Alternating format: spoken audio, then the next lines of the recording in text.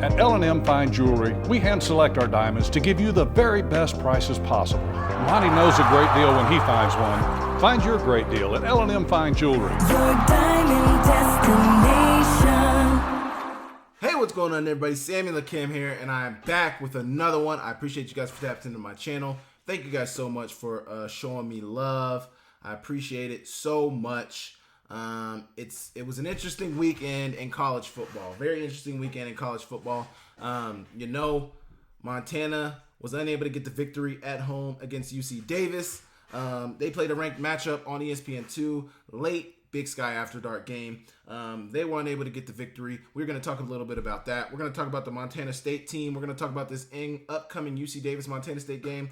We're going to talk about what Montana is currently doing and if it's working. We're going to talk about the Big Sky. I got my top players, the Big Sky. I got my Big Sky poll coming up this week as well. So we will talk about all of that. Make sure you guys leave me a like. Make sure you guys subscribe to the channel. Make sure you guys share this with a friend. Share this with anybody. Let me know what you guys think about this. Leave me comments. I love to read you guys' comments.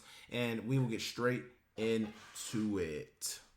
Okay, first things first. The game of the week in the Big Sky Conference was Montana versus UC Davis. Montana was hosting UC Davis. First time they're hosting UC Davis, I think, since like 2018 when UC Davis came in and got the victory. I can't remember the last time UC Davis was there since 2018. If you guys do, remind me. I know we went there in 2019. I know they also went there in 2021, but they did not play, and they might have played in 2022. If they did play in 2022, let me know that, because that was probably the last time they were at home. But 2021, we did not play them. In 2023, last year, they went there. So 2022 would have to have been that one.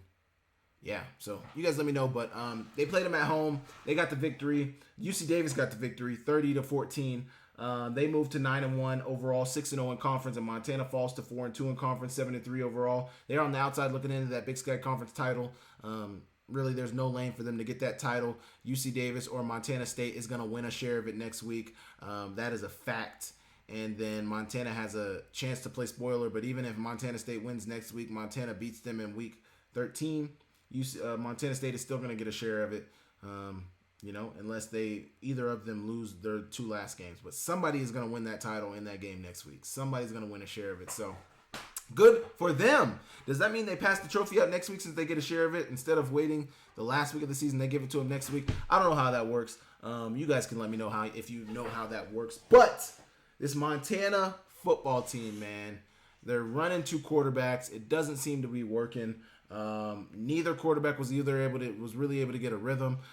They threw for a total of 209 yards this weekend, 13 for 23, 147 yards, a touchdown and an interception for Logan Fife. He took them down the field on their first offensive drive and got them in the end zone to a touchdown to Junior Bergen. Looked really good. The next drive, it wasn't so strong. It was an incomplete pass to Cole Grossman. Looked like it should have been completed, but Cole Grossman dropped it. His first game of the season. He is back in game 10 of the season, so missed a majority of his senior season. Tough from him from that standpoint. But Ayat was 7 for 18, under 50% completion. I think that worked out to be maybe 39% completion percentage. 62 yards, no touchdowns and interception. He had a rough day. Miles Hastings was 28 for 38, 227 yards, 3 touchdowns, no interceptions. CJ Hutton was 1 for 129 yards. That's one of the receivers. Lan Larson had 145 total yards, if I'm not mistaken, 48 on the ground, or 97 on the ground, 48 through the air. That works out to be 145 total yards, a touchdown through the air on 30 touches. I mean, that's kind of right around where he's been. He's averaging probably 150 total yards a game, all-purpose yards, and he does it in the air. He does it on the ground. That's why he's their leading receiver. He's also their leading rusher, and he's probably the best all-purpose player in the country. He's got the most all-purpose yards out of all players in FCS football, so he affects the game in a lot of ways, and he's a really, really good talent. He's a great player. He's elite. Montana's run game was really one of the differences in this game. 77 rushing yards, and UC Davis was doing a really good job of stopping them, but I don't know if UC Davis ran the ball 38 times. Their number one guy, Lan Larson, touched it 24 times. Kiali Ayat was Montana's leading rusher with 29 rushing yards and a touchdown. Eli Gilman had 8 carries for 21 yards. Logan Fife had 4 carries for 14 yards. Nick Osmo had 6 carries for 8 yards. Xavier Harris had 2 carries for 5 yards. So No player had more than 10 carries for the Montana team. I think you really got to stick to that if you want to be good at running the ball. And it seems like when it wasn't really working, they were going away from it, which is hard to blame a coach from, hey, it's not working, keep running it. Like, no, the pass game was working to an extent for them. They need to keep going with that. But they completed under 50% of their passes in the pass game too. Junior Bergen, though, he had 6 receptions, 92 yards, and a touchdown. So decent game in the air from Junior Bergen. Receiving from Junior Bergen. Aaron Fonts had 4 for 38. I don't know, man. This game, I don't know what to say about this game. Montana was at home. The crowd was out. They had another sellout. I can't remember how many straight sellouts they've had. But the line was Montana on ESPN Bet was Montana favored by 5.5. The total over-under was 54.5. That did not hit. There was an under. They hit 44 points. And I thought a lot of people thought that this game would be back and forth. I mentioned that if Montana could be a bend not break defense. They gave up 3 touchdowns and they gave up 3 field goals. I predicted it'd be 35-31 Montana. UC Davis only put up 30 points. I mean, you got to give this defense a lot of credit. They have been a defense that has not been playing great throughout the beginning of the season. They were getting beat up. Not even, injury wise. They were just getting beat up by teams. Teams were throwing all over the place on them. Teams were running all over the place on them. And, they held them to 130 rushing yards. UC Davis is not one of the better rushing teams in the country. They average 145 a game. They put 130, so under their average. But Montana's defense held them to 30 points. They gave up 3 field goals. They were playing good for most of the game, but the offense was not able to answer for Montana's defense. They weren't able to get points up. There was one point where Montana took the lead in the second half, and UC Davis just went directly back down and scored. That's a little demoralizing for everybody involved. But, I don't know what the answer is for this team right now. It seems like the 2-quarterback system that they're trying to run is not what needs to be happening. It's not working. It hasn't been working. And no guy is able to get into a rhythm. Let me tell you this. First game early on in the season, Ayat played a majority of that Western Carolina game. They won that game. That was a game where Ayat played probably, I'd say, 85% of the game. 5 came in late because Ayat got hurt. 5 finished it off and got them the victory. Great. Next game, you got Eastern Washington. 5 played that entire game. They won that game 52-49. Really good game from the quarterback position. Next game, 5 plays that entire game. Weber State 55-40. What was it? 48? 55-48. Weber State won that game. 5 played a really good game. The defense was unable to get stops. My point in all of that is 2 wins, 1 loss, but a ton of points being put up. And the reason for that, I think, is because you played one quarterback. You allowed them to get into a rhythm. You allowed them to work themselves into the game. 5 started the game off really well. He didn't do anything bad with the incompletion to Cole Grossman. Then you take him out of the game, and it stymies the rhythm. I don't like the 2-quarterback system. I don't think they should continue to run it. I think they need to stick with one quarterback. At this point, it's game 10 in the season. It's the damage has been done. The Big Sky Conference title is gone. You're not going to win the Big Sky Conference. You could play spoiler with Montana State potentially, but I suspect that Montana State's going to win that game on the road next week. And that is that's where I'm at with things.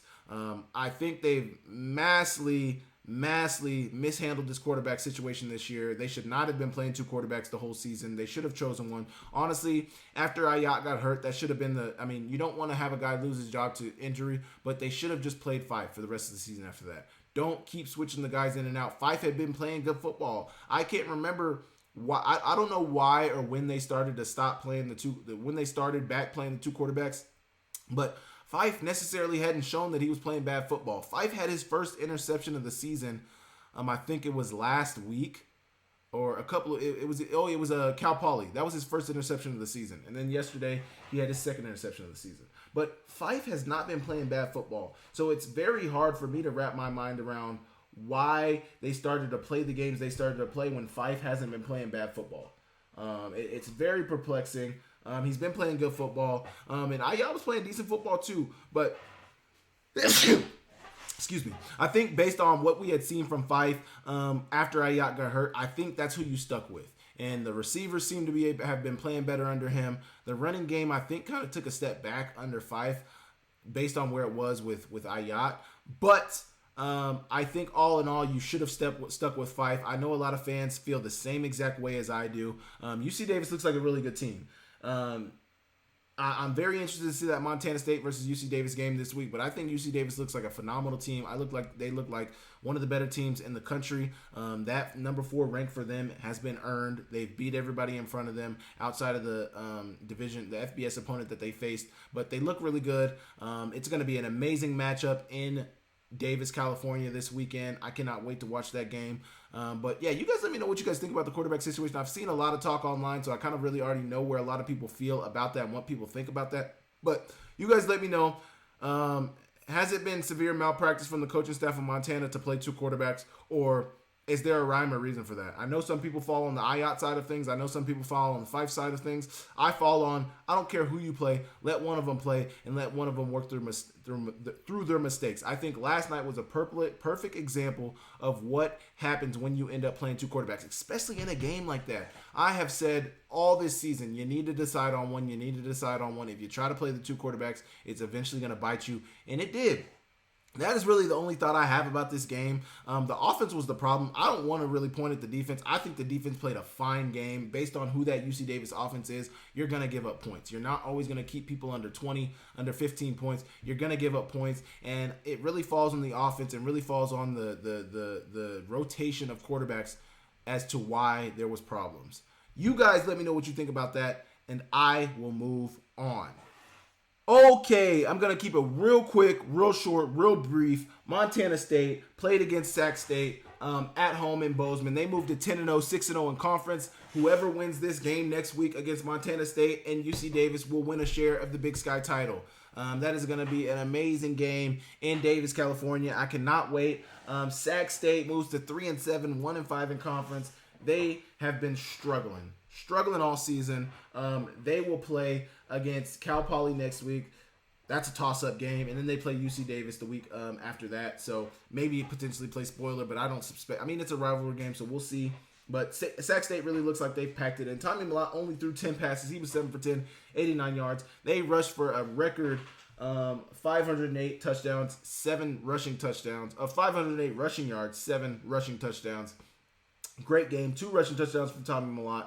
1 rushing touchdown from Ty McCullough, 2 rushing touchdowns from Julius Davis, 1 rushing touchdown from Scott Trey Humphrey, and 1 from Adam Jones. Adam Jones had a career high. I don't know if actually it's a career high because I know against New Mexico he had a really good game. I can't remember what his rushing total for that game was. I can go look back at it. But Adam Jones had 5 carries, 159 yards, and a touchdown. Just an amazing game from the freshman Adam Jones. If he wasn't, New Mexico, he had 167. So not quite his career rushing total. I don't know if that game qualifies him to get the Big Sky, or not Big Sky, but the Jerry Rice Award. He hasn't honestly rushed for as many rushing yards as Eli Gilman did last year, and he won that award. Eli Gilman was close to 1,000 rushing yards on the season, and he won that Jerry Rice Award. I don't know if Adam Jones quite qualifies for that, but he definitely has to be up there, and that is a good case of that game that he just had for it. The line was at 17.5. Montana State definitely covered that, 62.5 points. That did not hit, unfortunately. But Sac State, it's been a struggle for them this year. Offensively, their quarterback play has been up and down. Carson Conklin, I think, is a decent player, but he doesn't have a lot of help. Their run game, they ran for 119 yards. Their passing game, they threw for 136. Their leading receiver being Scudero. They only passed the ball to 3 receivers. It was a rough game to watch. It was a rough game to watch for Sac State. They've been struggling. Their head coach, Coach Thompson, he's been trying to get them to play the right way, but unfortunately, he's a defensive head coach, and their defense has been atrocious, which doesn't look good for Coach Thompson. I don't know what they need to do to get it right, but they got to get it right eventually. This season is really packed up for them this year, but in the offseason, they really need to do a hard look in the mirror and see what needs to change, because a lot needs to change at that Sac State team for them to fix things. But it's been a good season for Montana State. they look to carry that momentum into UC Davis in a massive matchup. I think, you look at that Idaho-Montana State game. That was the big game. Montana State handled that test. Then Montana and UC Davis was the next big game in the Big Sky. UC Davis handled that test. Now you got UC Davis and Montana State, the two teams who have been wire to wire, the number 1 and number 2 team. Not wire to wire, but for the most part of the season, UC Davis and Montana State have been the two top teams in the Big Sky Conference. Unfortunately, this game is not going to be on ESPN2. It's going to be on ESPN+. But there'll be a lot of eyes on that game. That game is going to be played in Davis, California at 6 p.m. on Saturday, so a late night kickoff, a little close to Big Sky After Dark. Daylight savings has passed, so it is going to be Big Sky After Dark. It's going to be dark outside, and that's going to be a really good game to watch. Cannot wait to watch that game. You guys let me know what you think about this Montana State team. What do you guys think about them going into their toughest opponent as of yet, UC Davis, who beat Idaho earlier on in the season. Montana State did beat Idaho as well. So this is the matchup that everybody's waiting to see across the country. It'll be a top 5 matchup, number 4 versus number 2. Unless UC Davis moves up, it should be number 4 versus number 2. And it's going to be an amazing, amazing, amazing game to watch. I cannot wait to watch it. You guys let me know what you think about that in the comments, and I will move on. Okay, the last game in the Big Sky Conference that I want to react to is the Idaho versus Portland State game. 39-30 victory for Idaho. Portland State is 2-7 and 2-4 in conference, but they are still playing hard. Unlike Sac State, Portland State is still playing like they got something to prove, and they're trying to prove it every week. Idaho is 7-3, 4-2 in conference. They have an FBS victory. A lot of people said that victory probably sealed their playoff berth for this season. I know it's been a rough up and down season for Idaho. They've had a lot of injuries on the offensive side basically just quarterback position has had injuries that they've been dealing with, but they got some good receivers. They got some decent running backs. Deshaun Buchanan had 22 carries, 212 yards, 2 touchdowns. He is a freshman running back. He's been having a really, really good season. He's from Chandler, Arizona, 5'11", 190 pounds. He's only got 400 rushing yards on the season, 4 touchdowns. They haven't played him a ton, but the last 2 games of the season, the last 2 games that they've played, he's had really good outputs. Now, Dante Sacheret, 15 for 21, 180 yards, 2 touchdowns. Daylon Thompson was their leading rusher for 71 yards. Sacheret only had 25 yards on 18 carries, so not great. Like a yard a carry right there for Sacheret. Tough. Now, obviously, I'm sure probably sacks played into that total because I know Idaho had a few sacks. They're going to get to the quarterback. That's what they do. Jordan Dwyer of Idaho had 5 carries or 5 receptions, 109 yards, and a touchdown. This Idaho team is interesting this year. Not so sure what to think about them. They play hard. They had good defense early on in the season. Their defense is kind of weaned off, but they got a good pass rush. They're able to get to the quarterback. Their D-line is really the strength of that defense. Everywhere else, it's a question mark. Their coverage is questionable. Their linebackers are pretty good. They got Coach X's son on that linebacking core. He gets a lot of tackles. But outside of that, it's really their D-line. They are really number 3 in the conference right now. Montana and Idaho have the same record. They're both probably going to be playoff teams. You got Northern Arizona, who's 6-4, 4-2 in conference. So they all have similar conference records, Montana, Idaho, and Northern Arizona. But Portland State could play spoiler next week against Montana. They've been playing hard football. They've been giving everybody a run for their money these last few weeks. They've been playing really, really hard. I guess they didn't really give Montana State a run for their money, but Idaho, it was a close game, and I suspect if Montana doesn't buckle up, it could be a close game there as well. It's going to be a home game against Portland State. Back-to-back home games for Montana after being back-to-back on the road and a bye week, so we will see. I don't have much to say about this Idaho game. Jack Wagner was their quarterback yesterday. He was 11 for 17, 205 yards and a touchdown. I'm not so sure what happened to Jack Lane. Heard it might be like a wrist injury, but I know, man, he's been out a lot this season, and it's tough to see because would really, really love to have seen him be able to play this year. Would really have loved to be able to see him to be able to make something happen this year. But tough right there. What do you guys think about this Idaho team? What do you guys think about this Portland State team? You guys let me know. What do you guys think about them going into Montana? I think it could be an interesting game, Idaho and Portland State and Montana. But Idaho looks really good. They look like a playoff team. We'll see where they end up. We'll see if they get a top 16 seed. But they move on. They get a victory. They move to 7-3. You guys let me know in the comments, and I will move on. In the Treasure State, University of Montana football is a way of life. Lithia Ford has long been a proud sponsor of Grizz football, and Lithia Ford of Missoula is thrilled to have several of the best Montana football seniors driving the best trucks in Montana. Aspen Sound is the premier car audio and accessory shop in Montana. Aspen Sound makes sure the boys are riding in style with tinted windows and state-of-the-art stereo systems. There's always a party in Montana. Whether you're going to a concert, a wedding, or a football game, the Montana Party Bus will get you there. Skyline Sports and ESPN MT cover the Big Sky with more depth than anyone. Check out SkylineSportsMT.com and tune in to Nuanez Now on 102.9 ESPN Missoula every day. My Montana Roots and Wear Your Roots clothing is your go-to spot for the most unique and comfortable lifestyle clothing you'll find anywhere. And get your custom t-shirts to support your favorite player. From 5 local businesses who love Montana, best of luck to the Grizz as they pursue another Big Sky Conference championship. Okay. I want to talk about this Montana State versus UC Davis game. It's going to be an amazing matchup. I want to talk about what I think some of my early keys for this game are going to be. My keys to victory for each team is going to be. It's the winner of the game wins a share of the Big Sky title. Montana State is undefeated. UC Davis has one loss, that being a FBS loss. Montana State won their FBS game this year. I think UC Davis had played Cal early on in the season and lost that game. I can go try to find that real quick. But I want to talk about my keys and what I think each team needs to do in order to come out victorious in that game. As I'm pulling up this UC Davis schedule, Montana State runs the ball very successfully. Last week against Portland State, they just rushed for 508 yards. UC Davis lost to Cal. Yep. Montana State just rushed for 500 rushing yards. UC Davis just held to Montana to 77 rushing yards. I think if UC Davis can hold Montana State under 200 to 250 rushing yards, I think they could have a really, really good day. Montana State's defense is not the best defense. They had a better defense last year than they do this year. That's a good outfit for Montana.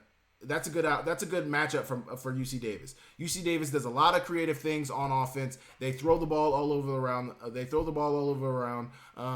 I think that Montana could make or UC Davis, gosh, my mind's all over the place. I think UC Davis could make things shake on the Montana State defense. And the key matchup number one for UC Davis is their offense needs to have a good game. Land Larison, I mean, this is so obvious, but the passing offense, Miles Hastings and Land Larison need to have a really good game. And they need to take advantage of that Montana State defense. Number two, stop the run. It's so obvious to say when you're playing against this Montana State team, but stop the run, and in particular, stop Scontre Humphrey and stop Tommy Mellott. It's easier said than done, but they have been having an amazing season. Tommy Mellott has been running the ball successfully on minimum carries, and Scontre Humphrey has been a battering ram behind that offensive line. I don't know how you affect that offensive line of Montana State. They play really good. They play really strong. They play downhill. They're maulers. They move people out of the way, and they're a really good unit. But UC Davis has to find a way to try to stop that run game of Montana State. That is a big-time key. Next, number 3 key for UC Davis is they got to create a turnover. Montana State is a team that does not turn over the ball a lot. Saying that, Adam Jones fumbled the ball yesterday, but Tommy Mellott doesn't throw the ball to the other team a lot. I think he has 1 interception on the season. He had like 2 interceptions on the season last year. If you look at his career, he's probably got under 10 interceptions in his career. He does not give the ball away a ton. He's not going to fumble it a lot. He's not going to throw interceptions a lot. He's going to take care of the ball. UC Davis has to find a way to take the ball away. Rex Connors, one of their defensive backs, has to find a way. One of their linebackers has to try to find a way to poke it out, punch it out in the run game, or intercept it from Tommy Mellott. It's hard to do, but those are the 3 keys. Stop the run, intercept the ball once, maybe twice, or get a fumble, some type of turn over the ball, stop the run, and Land Larison and Miles Hastings have to have a massive game. Not just a big game. They got to have a massive game. Big in the run game, big in the pass game. Really, Miles Hastings has to have a really big game in the passing game. And that's what it's got to be, man. That's what UC Davis has to do to win. Now, Montana State. What does Montana State have to do to win the game? Montana State has to have a really, really, really, really, really good game on the ground. They got to rush the ball super successfully, 300-plus rushing yards. They don't even really have to affect the game in the passing, but they got to have a really good game on the ground, 300-plus rushing yards. Tommy Mellott, I don't even think has to be a difference maker for them, but he has to be commanding that offense. Ground game has to be successful. I mean, that's number 1 for Montana State. It's easier. it's not rocket science for Montana State. They run the ball successfully, they win football games. They don't run the ball successfully, they usually don't win football games. It's that simple for them, and that's what needs to happen for them to win this game. Now, for defensively, they got to find a way to stop Miles Hastings. This is something that I mentioned yesterday for the Montana game. You got to make them beat you on the ground. They are the 68th, probably going to drop a little bit lower. They are not the best rushing team. Make them beat you on the ground. Force them to beat you on the ground. Stop Miles Hastings. Don't let Miles Hastings throw the ball all over the place. He's one of the best quarterbacks, the best pure passer in the Big Sky Conference. He's one of the best quarterbacks in the country. Make them beat you on the ground. Do everything you can to stop the passing game. You got to stop the tricky, schemed up plays that they are going to do. They're going to throw a couple of double passes at you. They're going to throw a couple of throwback screens. They're going to throw a couple of wheel route throwback passes. They're going to throw all of that. They try to throw two different looks of a throwback pass to the tight end. They hit one of them for a touchdown to Simpson, Ian Simpson, their tight end, number 0. And then they did a double pass with C.J. Hutton. Hastings threw it to Hutton. Hutton threw it down the field to Simpson. Simpson got down inside the 5-yard line. They scored a couple plays later on a flat route to Land Larison. You gotta make the ground game beat you. They rushed for 130 yards against Montana. Their average is 145 yards. Make them beat you on the ground. I really only have 2 keys for this Montana State victory. Make Miles Hastings hand the ball off. Don't let him beat you through the air. You got to be a good passing. You got to have good passing defense against UC Davis, and then you got to run the ball successfully. You got to have 300 plus, 350 rushing yards on the ground. You got to be very successful. You got to average 5 to 6, 7 yards a carry. I don't think that'll be hard against the UC Davis defense, but we don't know. I don't know if UC Davis has faced a team like Montana State that can run the ball as well as Montana State, but those are my keys. You guys let me know what you think. Anything else I'm missing from either team as a key to victory. But yeah. That's what I think. And I think it's going to be an amazing game. I think it could honestly end up being within a score game. This will probably be the closest game that Montana State has played since they played New Mexico. This is going to be the best test for Montana State since they played New Mexico. It's going to be an amazing game. I cannot wait. You guys let me know in the comments what you think about that, and I will move on. Okay. We are going to take a look at the rest of the FCS. I'm going to take a quick look around the rest of the FCS. I know sometimes this can be drawn out.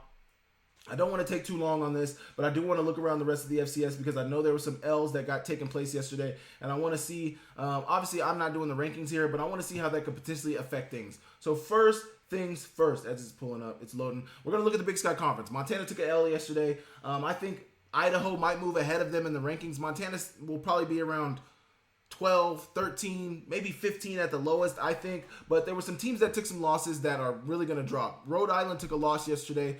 People didn't think very highly of them before that because of their strength of schedule. They lose to Delaware. That's going to drop them down. SEMO, another team that had a weak strength of schedule, they lost yesterday to Lindenwood. Unranked, just moved up to the FCS not too long ago team. That's going to drop them down. But you got Montana State 6-0, UC Davis 6-0. We've covered the Big Sky. We're not really going to go down the Big Sky. Idaho at 4-2 in conference, 9-1. So Montana State's 10-0. UC Davis is 9-1. Idaho and Montana are both 7-3. And then you got NAU who's 6-4, who also could end the season 8-4. They have a pretty manageable schedule to finish the season. They could be a playoff team. I said earlier in the season I think the Big Sky will only get 3 playoff teams. That is not how things are shaping up. The Big Sky could have 5 playoff teams. That'd be really good for the Big Sky Conference. You got the Big South OVC. SEMO is still leading that conference with an 8-2 overall record. They're 7-3. They're 5-1 in conference. Then you got UT Martin, who SEMO I believe beat at 7-3, 5-1 in conference. I think there could be 2 in that Big South OVC conference. I believe last year it was Gardner Webb who got in the playoffs for them. I think UT Martin also was in the playoffs for them last year too. So I think the Big South OVC usually gets about 2 teams in the playoff. We will see because there's some other good conferences. You got Coastal Atlantic Association, the CAA. Richmond is 6-0 in conference, 8-2 overall. Delaware is 8-1 overall, 5-1 in conference. They're not playoff eligible, but you got Villanova, who's 5-1, 8-2 overall. Villanova plays good defense. They're one of the better teams in that conference. Then you got Rhode Island, who I think will still probably be a playoff team. And then you got Stony Brook, who also will probably be a playoff team. And then maybe New Hampshire. Depending on how things finish for New Hampshire, they could be a playoff team too. So the CAA is another team that could get, another conference that could get 1, 2, 3, 4, maybe 5 teams in the playoff. If Delaware was eligible, they might get, I don't know. Somebody would have to get the short side of the stick. But I say Richmond's probably going to get in. Villanova's probably going to get in. Rhode Island is probably going to get in. And Stony Brook, I would say is also probably going to get in. They have their 8 wins already on the season. They might finish. They might have. Well, some of these teams are probably playing each other, so we're not going to go down that. But Richmond looks to be ahead in that conference right now. We'll look at what Richmond has to finish the season. We won't go down all the teams. They have Hampton, who's 5-5. That should be a victory. And they have William and Mary, who's 6-4. Man, William and Mary. I mean, this CAA conference is so big. They have so many pretty good teams in this conference that have a lot of wins. I think there's 16 or 17 teams in the CAA. A lot of football to be played in that CAA conference. A lot of things can happen in these last 2 weeks, but Richmond is leading right now, looking to win the conference outright, which last year there was 3 teams that shared the title. If Richmond is able to win against Hampton and is able to also win against William and Mary, they would win the CAA outright and get that all a bit of the CAA. FCS Independence, we're not going to talk about them. The Ivy League, we are not going to talk about them. They're not playoff eligible. The MEAC, we are not going to talk about them. We'll go past them. The Missouri Valley Football Conference. North Dakota State, man. I believe they finished the season with Missouri State and South Dakota, if I'm not mistaken. Yes, they do. 2 really good games out of the Missouri Valley. I cannot wait to watch these football games. You got Missouri State against North Dakota State. North Dakota State is 9-1. Missouri State is 8-2. That's going to be a really good game. Even though Missouri State is transitioning and is not playoff eligible, they can play spoiler for a lot of teams. I believe that Missouri State could still win the Missouri Valley Football Conference Championship, and they are 6-0 in Missouri Valley play. 8-2 overall. You got South Dakota Jackrabbits, who are 8-2 overall, 5-1 in conference play. Missouri State's 2 losses coming to Ball State, an FBS opponent, and then they lost at Montana at home. A close game. A lot of people looking back at that game now might think that Missouri State, I mean, that's a good win for Montana when you look back at it. One of the only good wins of Montana has had this year. Probably the only good win that Montana has had this year, because you look at Western Carolina, they lost yesterday to East Tennessee State. We're not going to go down Montana. We're talking about Missouri State and the Missouri Valley. North Dakota is 6-0. They're the number 1 team in the country. They beat South Dakota State. They played close with Colorado. That's their 1 loss of the season. They're undefeated against the FCS, 6-0 in conference play. They look really good. They've only allowed 64 in conference play. Overall, they've allowed 157 points this year. Let's do some math on that. They've played 10 games. They're giving up 15.7 points a game. That is going to constitute as one of the better defenses in the country. And then you got South Dakota State, who's given up 130 points. South Dakota is giving up 10 points a game. That is a amazing defense for South Dakota. They are playing some really good defense this year. That is amazing. Oh, they've only played 9 games. So 10 divided by 100 divided by 9. They're giving up 11 points a game. Still, that is amazing. They would have played Portland State. I don't know if Portland State would have put up a point. That South Dakota defense is very good. It's tough that they lost to that South Dakota State team, but that is going to be an amazing game to finish the season, North Dakota State versus South Dakota. I cannot wait for that game. There's going to be some really good games played in that Week 13 slate. You got Montana versus Montana State. You got South Dakota versus North Dakota State. A ton of good games. To finish the season. Missouri State, though, is going to finish the season with South Dakota State as well. So Missouri State, South Dakota State, North Dakota State versus South Dakota, Montana versus Montana State. Just some amazing games being played across the Big Sky Conference. You got Tarleton versus Central Arkansas. Central Arkansas is falling off a little bit, but Tarleton versus Central Arkansas is still going to be a good game. But the Missouri Valley seems to be coming down to the wire. There could still be some shakeup in that with some of these teams that got to play towards the end of the season. South Dakota could still win a share of it.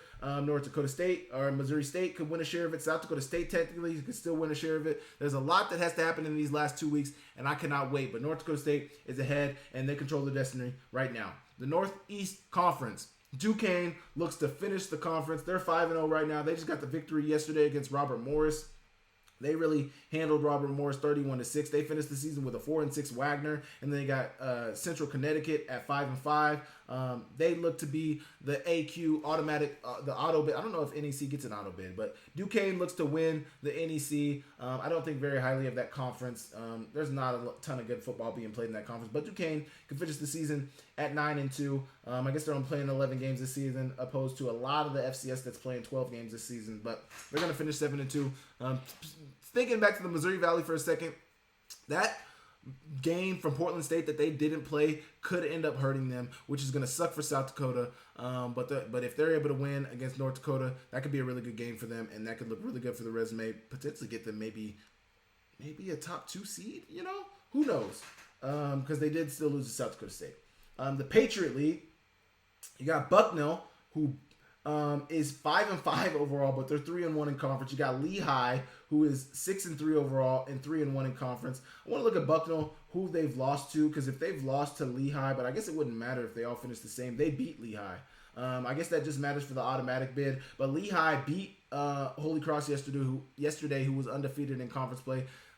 Holy Cross is 4-6 overall now, but 3-1 in conference, so they are not having the best season. But Lehigh really looks like the best team out of that conference. But if Bucknell or Lehigh, whoever wins that conference, Bucknell has the head-to-head. But they all have the same record, so I gotta believe that conference could be shared 3 ways if it finishes that way. But Lehigh is probably gonna finish the season. Who do they play? They finish with Colgate, and they finish with Lafayette. So we will see from that standpoint. Lafayette is 2-3 in conference, so they're on the outside looking in. Probably not going to win that conference. We will see.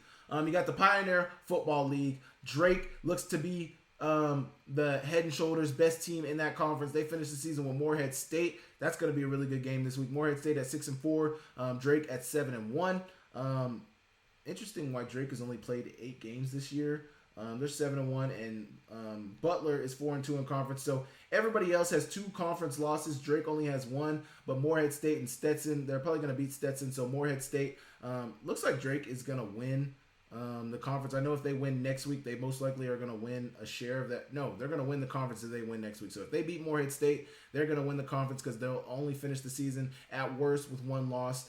So Drake is going to sure up that playoff bid and sure up their conference next week with a victory. We'll see what they're able to do in playoffs. But for now, in the Pioneer League, they are head and shoulders best in the Pioneer League. Next, we got the Southern Conference, the SoCon. Mercer, 6-1, 9-1 overall. They are looking really good. Chattanooga Mocs look really good as well. East Tennessee State also looks really good. Mercer is going to finish the season with, who do they have? They have Alabama next week. They're going to lose that game, so they'll be 9-2 after that. And then they finish the season with Furman. Furman is 2-7 after having an amazing season last year. They're 2-7. They could play spoiler to Mercer, but I suspect Mercer's probably going to win that SoCon conference outright if they are able to finish strong with 1 conference loss. Everybody else has 2 or more conference losses. So Mercer's looking like the team to beat. They're looking like they're going to get the auto bid and probably a seed out of that SoCon conference, depending on how people think about their strength of schedule. I think their strength of schedule is decent. They've beat some decent teams like Western Carolina, but Western Carolina is 5-5 right now. So we will see. The SoCon is not super strong this year, but there's some decent football being played in that conference. Next, you got the Southland Conference. And in that conference, it looks like Incarnate Word. They're 5-0. They look really, really good right now. They have Stephen F. Austin, who's a good team. That's going to be a good game at 1 p.m. on Saturday on ESPN Plus, being played in Stephen F. I don't know where Stephen F. Austin plays at, so I have to click on this to see. Is that in... I don't even know where Stephen F. Austin plays. Where do they play? Nacogdoches, Texas is where that game is going to be played. I don't know how far that is from San Antonio, but good game for Incarnate Word. They look to be leading in the Southland Conference currently, but Stephen F. Austin may have something they want to say about that. Sam Vidlac has been playing really good football. All they can do is play spoiler and then allow Sela to get a share of that Southland Conference title because both teams will be 5 and will have 1 loss after that. But Sela did lose to Incarnate Word, so if it came down to an auto bid for the playoffs, Incarnate Word will get the head-to-head. But there's still 2 weeks. They finished the season, Incarnate Word does, with East Texas A&M Commerce, which is now East Texas A&M. I don't know when they changed the name, but the name has taken effect just like that mid-season. And East Texas A&M Lions is how Incarnate Word will finish the season. But that Stephen F. Austin game should be really good. Finally, you have the United Athletic Conference. Abilene Christian is leading in that conference. They're 7-3, 6-1 in conference. You got Tarleton State, who's 8-2. But they also have 1 conference loss. They might have 2 conference losses, actually.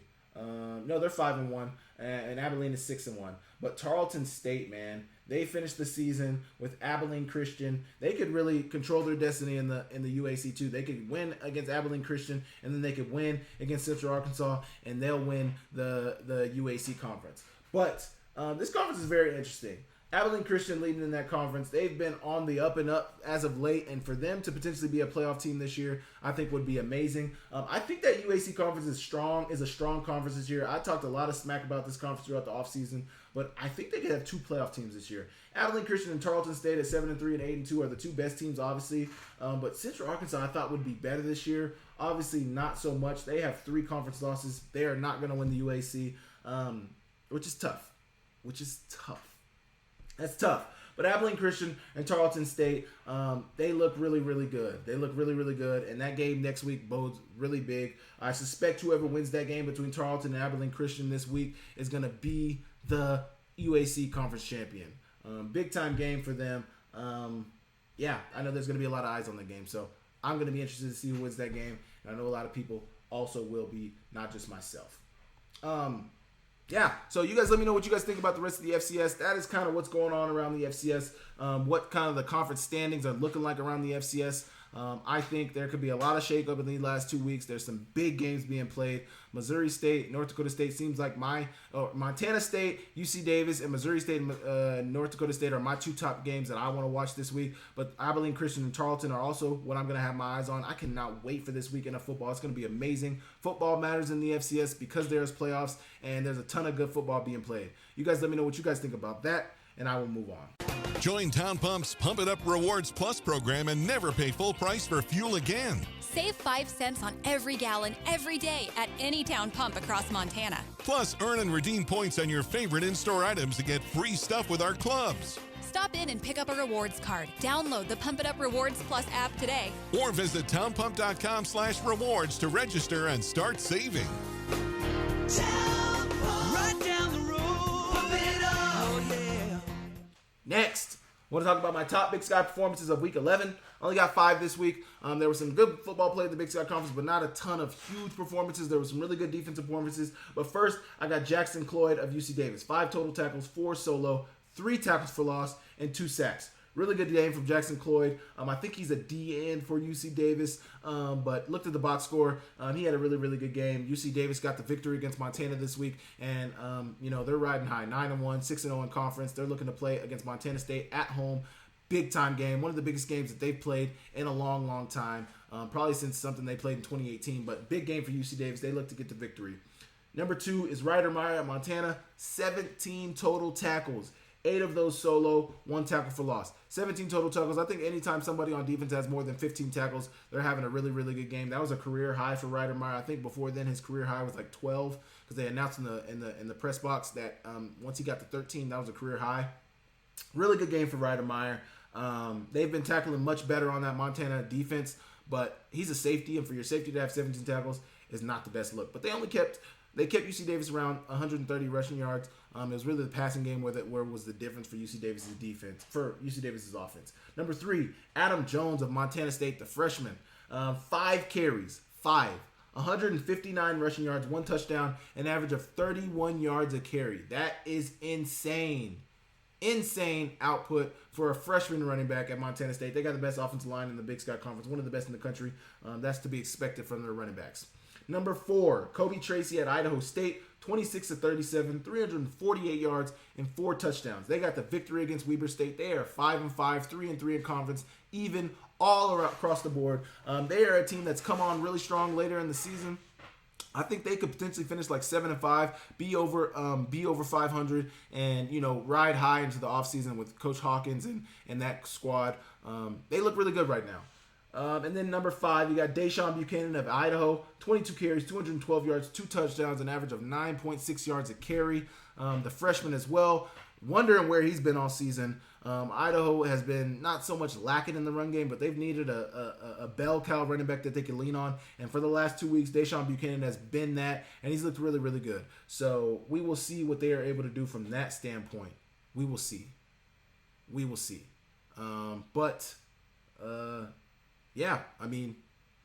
It looks really, really good.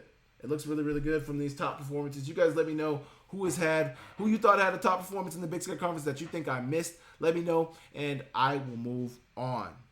Okay, I did not write this down this week. That's a mistake by me, but I'm going to talk about my Big Sky poll after week 11. It was week 11 this past week. I'm looking at my week 10 poll, and I'm going to tell you where I think all these teams should be. At number 1, you got Montana State. At number 2, you got UC Davis. At number 3, I have Idaho. At number 4, I have Montana. At number 5, I have Northern Arizona. At number 6, I have Idaho State. At number 7, At number 7, I have Weber State. At number 8, I have Eastern Washington. At number 9, I have Portland State. At number 10, I have Cal Poly. At number 11, I have Sac State. And number 12, I have Northern Colorado. So that's my top 10. I was going off what I did last week and kind of switching some of those teams around, so I'm going to try to say it again. Number 1, I got Montana State. At number 2, I have UC Davis. At number 3, I have Idaho. At number 4, I have Montana. At number 5, I have Northern Arizona. At number 6, I have Idaho State. At number 7, I have Weber State. At number 8, I have Eastern Washington. At 9, Portland State. 10, I have Cal Poly. 11, I have Sacramento State. And 12, I have Northern Colorado.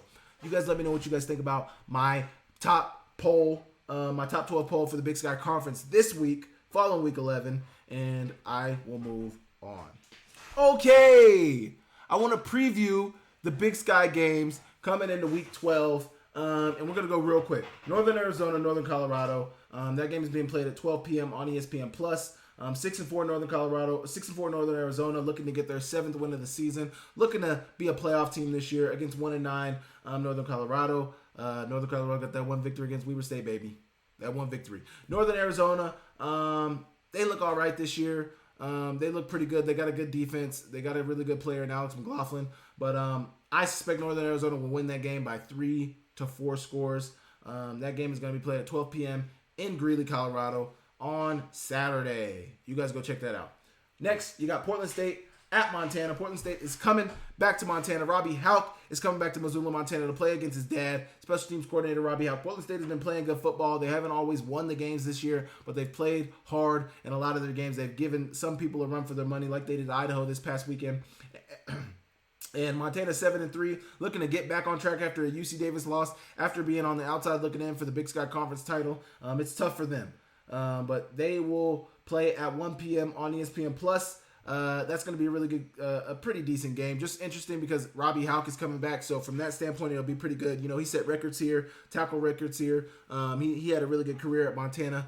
He's now a coach, and he's going to play against his dad. So that's probably the storyline for this game. Dante Sacheret, what will he do? What will this Montana? What quarterback will play? There's a few storylines that you can go along. A few injuries for the Montana team. So what does that look like for Montana? But we will see.